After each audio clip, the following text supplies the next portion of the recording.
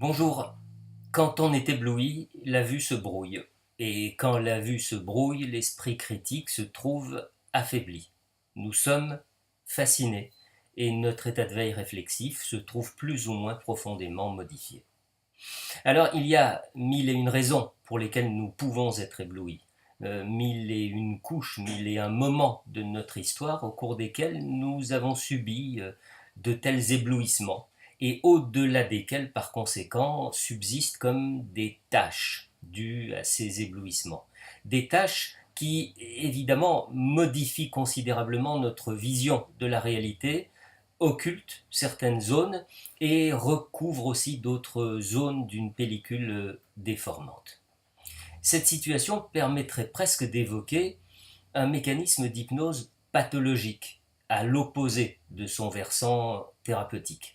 Et c'est parfois en devant passer à nouveau par une phase de fascination qu'un sujet peut traverser le miroir de la pathologie et revenir à une vision autre, plus ancrée dans le réel.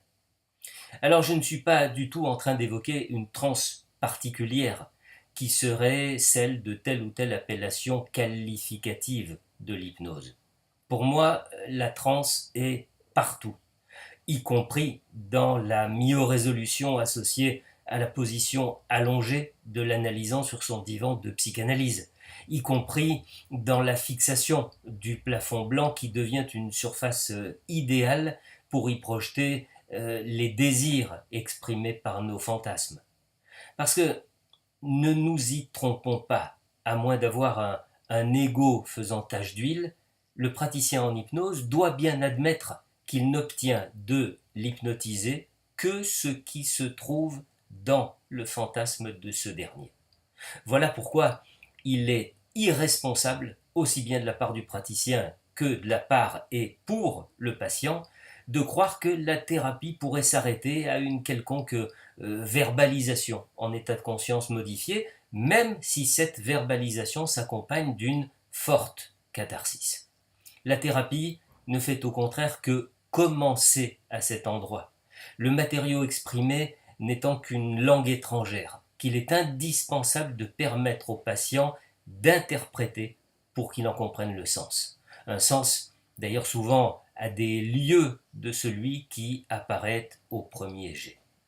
C'est donc au praticien qu'il appartient en premier lieu de ne pas laisser sa vue se brouiller.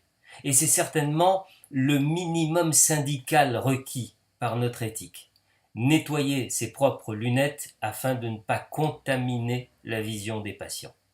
Et bien évidemment, œuvrer ensuite pour que le patient lui-même ne reste pas captif d'une interprétation première issue de son vécu hypnotique.